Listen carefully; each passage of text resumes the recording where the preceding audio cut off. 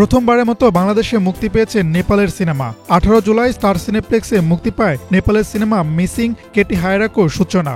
সাপটা চুক্তির আওতায় সিনেমাটি ঢাকায় আমদানি করেছে শোমোশন লিমিটেড। অন্যদিকে এই সিনেমার বিপরীতে বাংলাদেশ থেকে নেপালে যাচ্ছে তানিম রহমান অংশু পরিচালিত নডরাই। শরীফুল রাজ ও সুনেরা বিনতে কামাল অভিনীত এই সিনেমাটি দেখবেন নেপালের দর্শকরা।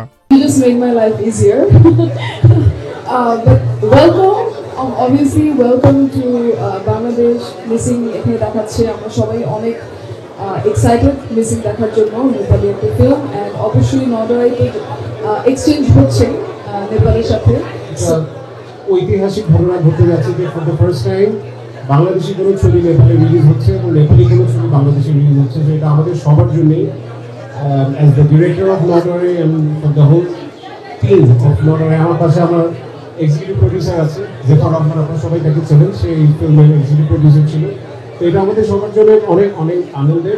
নডরাই মুভি আগস্ট মাসের 8 তারিখে নেপালের সমস্ত হলে রিলিজ হবে। সো এটা আমাদের কালচারাল একটা বিনিময় হয়েছে।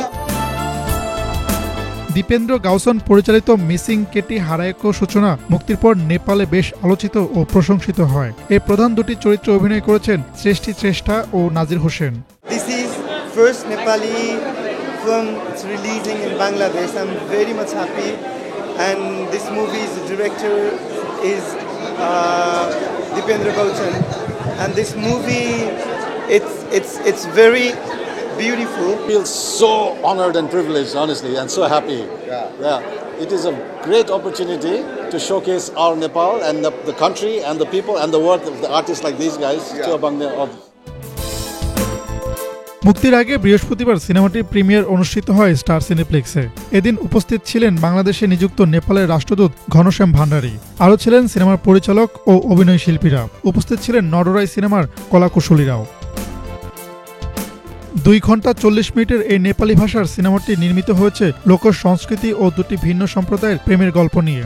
সিনেমাটি দেখে বেশ উচ্ছ্বাস প্রকাশ করেছে বাংলাদেশের দর্শকরা। নেপালি নর্মালি তো হচ্ছে যে আমরা বাঙালিরা তো হচ্ছে আমাদের বাংলাদেশি যে ঢালিউড মুভি আছে, এছাড়া বলিউড মুভির প্রতি খুব ঝোঁক আছে আমাদের। তো নেপালি মুভির যে এত সুন্দর হতে পারে, তো এটা যদি আমাদের ইয়াং জেনারেশন তারা যদি জানতে পারে, আমি মনে করি যে এগুলো তারা আস্তে আস্তে দেখতে দেখতে তারা বুঝতে পারবে যে কত সুন্দর স্টোরিও হতে পারে। লাইক আমাদের গতানুগতিক ধারার বাইরে আরো কত সুন্দর সুন্দর স্টোরি থাকতে পারে। ভীষণ সুন্দর মুভি ছিল, কিছুটা কমেডি রোমান্টিক সবকিছু মিলিয়ে ফ্যামিলি এনভায়রনমেন্টও দেখা যায়। আবার হচ্ছে আমরা যারা ইয়াং জেনারেশন তারাও দেখে এনজয় করবে এমন একটা মুভি। ভালোই লেগেছে, খুবই এনজয় করেছি। আমার ফ্রেন্ডস আর ফ্যামিলি ছিল, আর যারা কাস্টের যারা রয়েছে অনেক অনেক সুন্দর অ্যাক্টিং করেছে, আর স্টোরি দারুণ ছিল। বাংলাদেশে এরকম স্টোরি আমরা আগে কখনো পাই নাই, আর হোপফুলি এরকম মুভি আরও বাংলাদেশে আসুক। আমরা অন্য দেশের কালচার বিষয়ে জানতে পারি, তাদের মেন্টালিটি, তাদের ওয়ে অফ লাইফ, তাদের স্টাইল হিসেবে অনেক কিছু জানতে পারি। তো এটা আমাদের জন্য অনেক ভালো, অনেক শিক্ষণীয় বিষয়। এন্টারটেইনমেন্ট পারপাসে আমি চাই যে আরও বাইরের দেশের মুভি আমাদের দেশে আসুক, আমরা আরও এন্টারটেইন হই, আরও কিছু জানতে পারি, শিখতে পারি। ছবির কাহিনী আবর্তিত হয়েছে দুটি চরিত্রকে ঘিরে। একটি ডেটিং অ্যাপের মাধ্যমে পরিচয় হয় তাদের। এরপর এক ক্যাফেতে তাদের প্রথম দেখা হয়। সেখান থেকে কফিতে ঘুমের ওষুধ মিশিয়ে মেয়েকে অপহরণ করে ছেলেটি। এরপর এগিয়ে যায় সিনেমার গল্প। আসনাদ জুবায়ের, বাংলাভিশন, ঢাকা।